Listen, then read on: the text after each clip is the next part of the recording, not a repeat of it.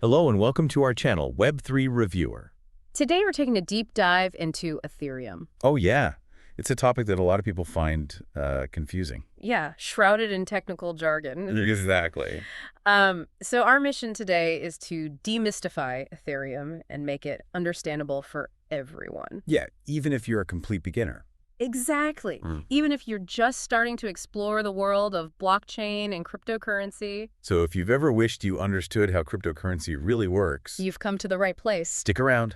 We'll uncover what makes Ethereum unique, how it works, and why it's generating so much excitement. We'll also delve into its real-world applications, from revolutionizing finance to empowering artists and transforming supply chains. So let's start with the basics. What exactly is Ethereum? Imagine a global computer, Okay, accessible to anyone, anywhere in the world. That's the essence of Ethereum. so it's like a giant shared computing platform. Precisely. And instead of being controlled by a single company or government, it's powered by a decentralized network of computers. That's where blockchain technology comes in, right? Exactly. Blockchain is the foundation of Ethereum. It's a secure and transparent way to record and verify transactions without the need for intermediaries. So it's like a digital ledger that everyone can trust. A perfect analogy. And one of the key innovations that sets Ethereum apart is its ability to execute smart contracts. Smart contracts. Yeah. Okay, that sounds futuristic. Can you break it down for us? Think of it like a digital vending machine. All right. You input your money, select your item, and the machine automatically dispenses it based on pre-programmed rules. So it's like automating agreements without the need for lawyers or paperwork. Precisely. Smart contracts eliminate the need for middlemen and ensure that transactions are executed fairly and transparently. Can you give us a real-world example of how smart contracts are being used? Absolutely. Let's say you want to rent an apartment. With a smart contract, you could pay your rent online and the apartment door would automatically unlock for you at the agreed-upon time. Wow, that's convenient and secure. No more dealing with lost keys or security deposits. And that's just the tip of the iceberg. Smart contracts are being used to streamline supply chains, create decentralized marketplaces, and even facilitate tamper-proof voting systems. This is incredible. I'm starting to see how Ethereum is more than just a cryptocurrency. It's a platform for innovation and a catalyst for creating a more decentralized and equitable world. If you're finding this deep dive into Ethereum insightful so far, don't forget to subscribe to our channel, Web3 Reviewer, now. Now let's take a closer look at the building blocks of Ethereum. One key concept is Ethereum accounts. Okay, accounts. That sounds familiar. Yep. Are they similar to bank accounts? In some ways, yes, Ethereum accounts hold your Ether, which is the cryptocurrency native to the Ethereum network. That's like your digital wallet. Exactly. But Ethereum accounts are more than just storage for your funds. They also have unique features that enable interactions with smart contracts. Could you explain those features? Each account has a balance which represents the amount of Ether you own, but it also has a nonce, which is a security feature. A nonce? What's that? Think of it as a counter that ensures each transaction is unique and prevents double spending. So it's like a safeguard against fraud. Precisely.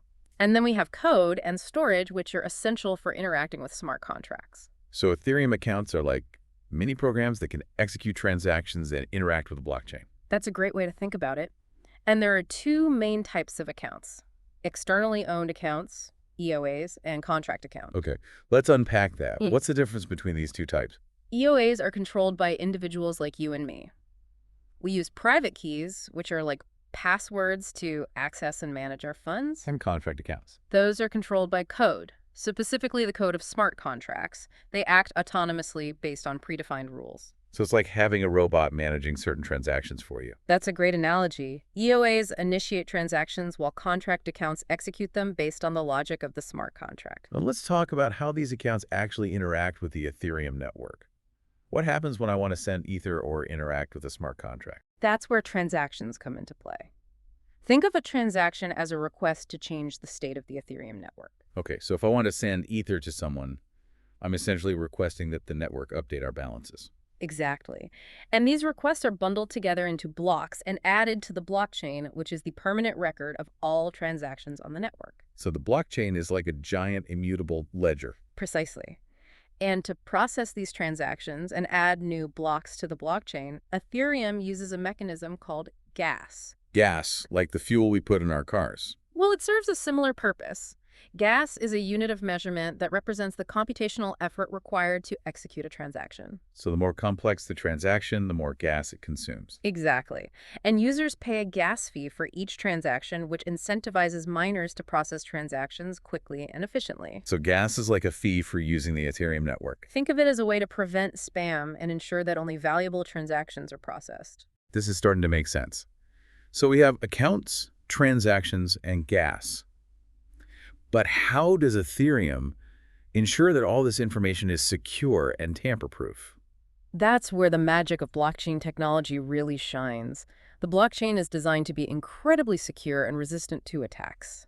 How does it achieve that? Each block in the blockchain is linked to the previous block, creating a chain of information that is virtually impossible to alter. So if someone tries to tamper with a transaction, it would disrupt the entire chain. Exactly.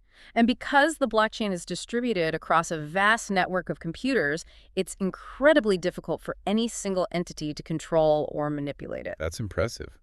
It sounds like Ethereum has a lot of safeguards in place to ensure security and transparency. It does, and that's one of the key reasons why it's gaining so much traction across various industries. This is truly fascinating.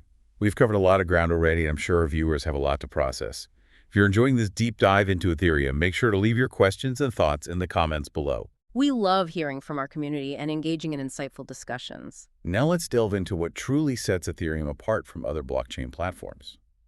One key feature is its Turing-completeness. Turing-completeness means that Ethereum's programming language is incredibly flexible and powerful.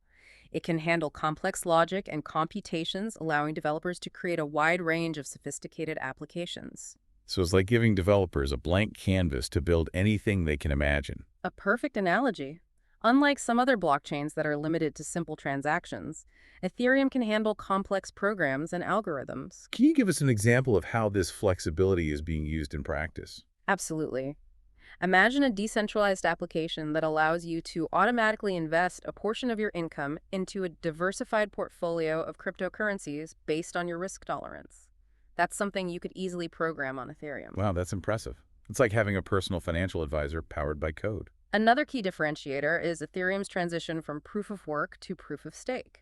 We touched upon proof of work earlier, but how is proof of stake different? Proof of work, which is the original consensus mechanism used by Bitcoin, involves miners solving complex mathematical puzzles to add new blocks to the blockchain. It's like a computational arms race, and it consumes a lot of energy. Exactly.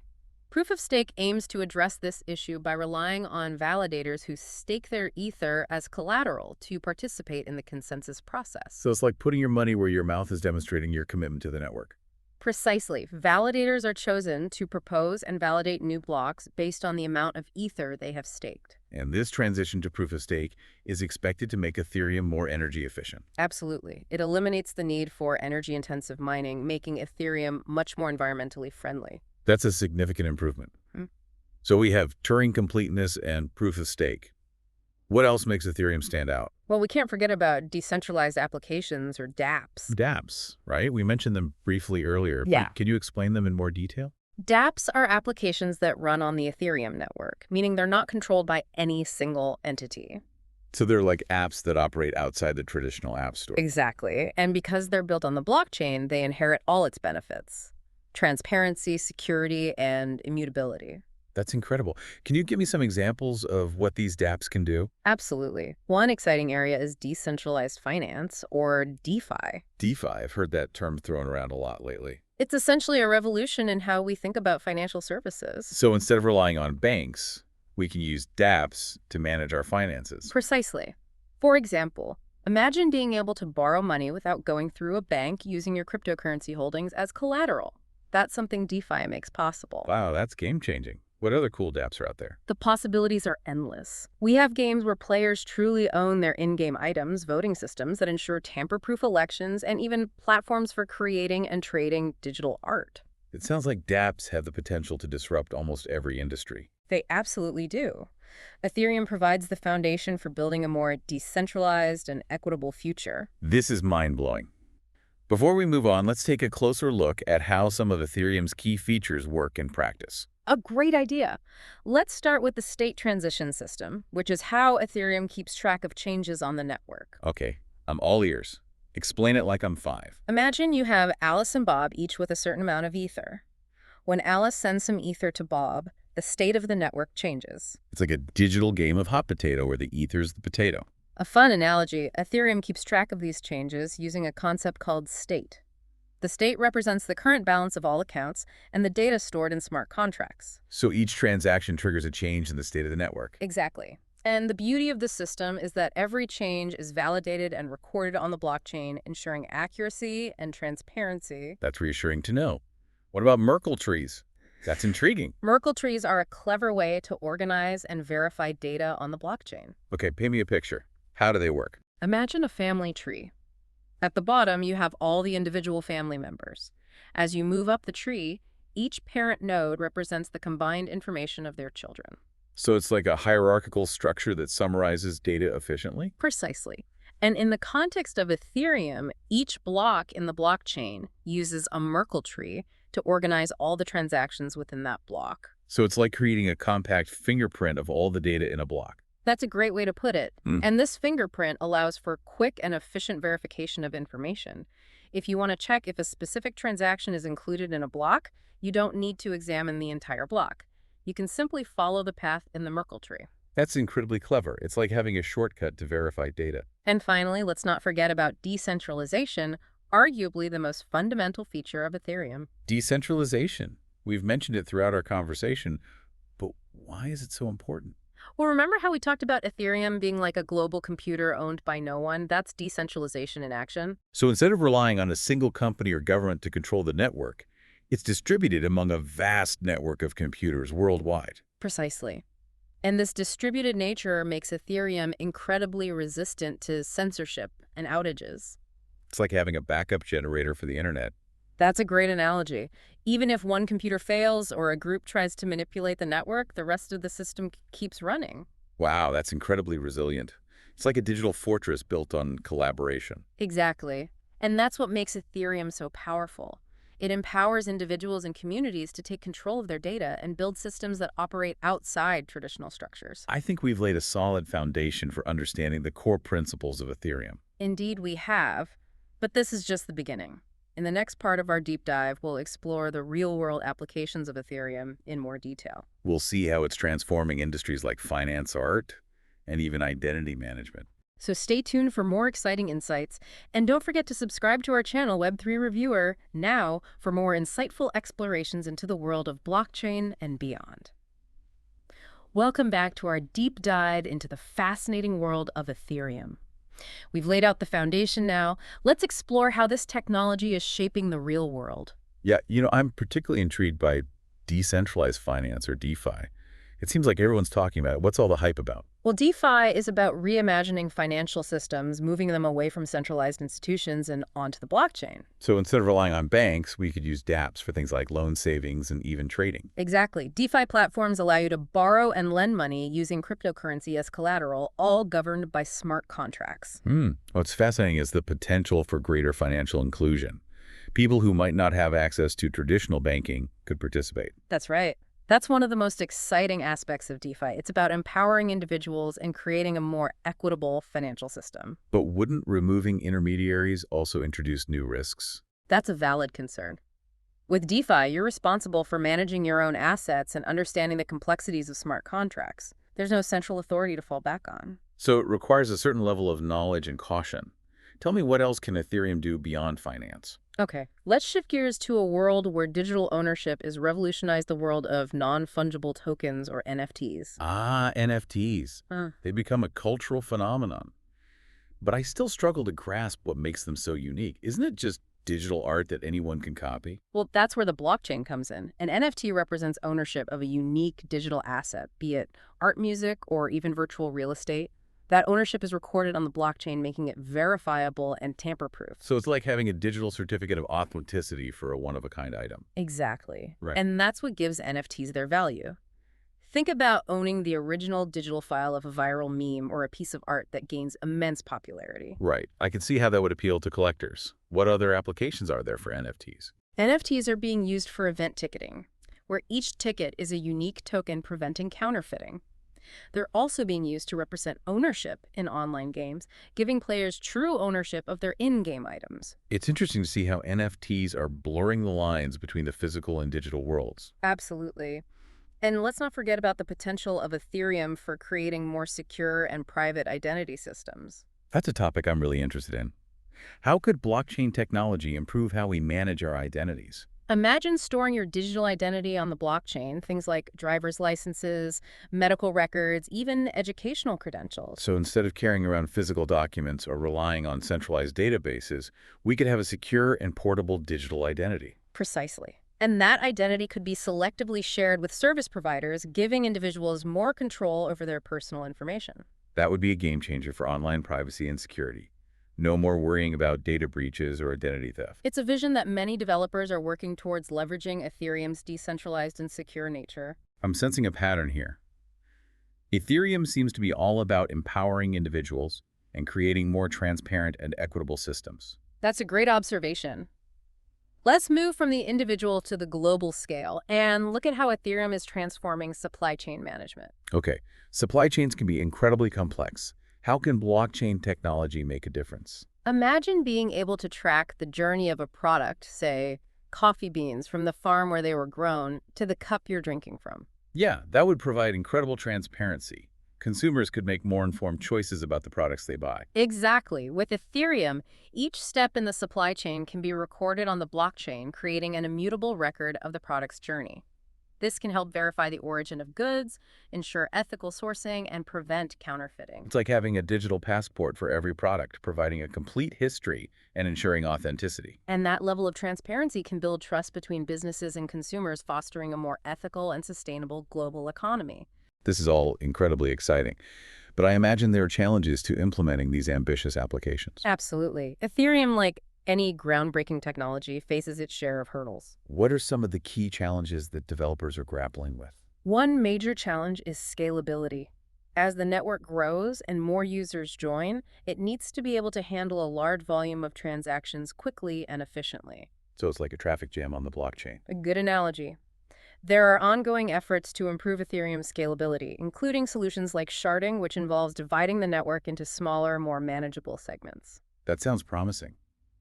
What other challenges are on the horizon? Energy consumption remains a concern, even with the transition to proof of stake. Developers are constantly exploring ways to further reduce Ethereum's environmental impact. And then there's the issue of complexity. Understanding Ethereum can be daunting for newcomers. You're right. The technology is still evolving, and there's a learning curve involved. However, the Ethereum community is incredibly supportive, with many resources available to help people learn and get involved. This has been an incredible journey so far. I'm starting to see the vast potential of Ethereum to reshape our world. We've only scratched the surface. As Ethereum continues to mature and evolve, who knows what amazing applications will emerge. And that brings us to the final part of our deep dive. We'll explore the future of Ethereum, its potential impact on various industries, and the challenges that lie ahead. We'll also discuss how you can get involved in this exciting space, whether you're a developer, an investor, or simply someone who wants to learn more. We've covered a lot of ground, but if there's anything you'd like us to revisit or explore further, please leave your questions in the comments below. We love hearing from our viewers and engaging in thought-provoking discussions. Stay tuned for the final part of our Ethereum deep dive. Welcome back to Web3 Reviewer. We've journeyed through the intricacies of Ethereum, from its core principles to its real-world applications. Yeah, we've seen how it's empowering individuals, reshaping industries, and really pushing the boundaries of what's possible in the digital world. But like with any transformative technology, Ethereum faces its share of challenges and questions about its future. Right. Let's address the elephant in the room: scalability. We touched upon it earlier. Can you elaborate on why scalability is such a crucial hurdle for Ethereum? As more users and applications flock to the Ethereum network, it needs to be able to handle a growing volume of transactions. Right. Without compromising speed or efficiency. Okay, so imagine a highway suddenly flooded with 10 times the number of cars. Gridlock would be inevitable. Exactly. That's why scalability is a top priority for Ethereum developers. They're exploring various solutions, such as sharding. We briefly mentioned sharding. Can you break it down for our viewers? Sharding involves dividing the Ethereum network into smaller segments called shards, Okay. each capable of processing transactions independently. So instead of every node on the network having to process every transaction, the workload is distributed. Precisely. This allows for parallel processing, significantly increasing the network's capacity and transaction throughput. It's like adding more lanes to our metaphorical highway, allowing traffic to flow more smoothly. Another challenge that's closely intertwined with scalability is transaction cost, often referred to as gas fees. We discussed how gas is essential for preventing spam and incentivizing miners. But high gas fees can be a barrier to entry, especially for smaller transactions. Yeah, that's true. If using Ethereum becomes too expensive, it could hinder adoption and innovation. Developers are working on Layer 2 solutions that aim to reduce gas fees without compromising security. Layer 2 solutions. That sounds intriguing. Can you explain what those are? Layer 2 solutions are built on top of the Ethereum mainnet, handling transactions off-chain to reduce congestion and costs. Okay, so it's like creating express lanes on our highway, allowing certain transactions to bypass the main traffic. A great analogy. These Layer 2 solutions can then settle their transactions back on the mainnet, ensuring security and finality. So they offer a way to scale Ethereum without fundamentally changing its core architecture. Exactly. It's an area of active development and innovation within the Ethereum ecosystem. What about energy consumption? We know that proof of stake is more energy efficient than proof of work. But is there more that can be done? You're right. Even with proof of stake, the energy footprint of a global blockchain network is significant. That's why there's ongoing research into more sustainable consensus mechanisms and ways to optimize the network's energy usage. It's encouraging to see that sustainability is a key consideration for Ethereum's future. And then there's the complexity. Yeah, you hit the nail on the head. Ethereum can feel incredibly complex for newcomers with its technical jargon and ever-evolving technology. That's a valid concern. One way to address this is through better education and resources. The Ethereum community is already doing a great job of creating tutorials, documentation, and user-friendly interfaces. Making the technology more accessible is crucial for wider adoption. Absolutely. As Ethereum matures, we can expect to see more intuitive tools and platforms that abstract away the complexity, allowing users to interact with the network seamlessly. So despite the challenges, the future of Ethereum looks incredibly bright. Indeed. The potential for this technology to transform industries and empower individuals is immense. We've only just begun to scratch the surface of what's possible. It's been an incredible journey exploring Ethereum with you. I hope our viewers feel more informed and excited about the possibilities that lie ahead. We encourage you to continue learning and exploring this fascinating space. There are countless resources available online and a vibrant community eager to welcome newcomers. Absolutely. And if you have any questions or thoughts, please share them in the comments below. We love engaging with our audience and fostering insightful discussions. And if you found this deep dive valuable, don't forget to subscribe to our channel, Web3 Reviewer, now for more explorations into the world of blockchain and beyond. Thanks for joining us. Until next time.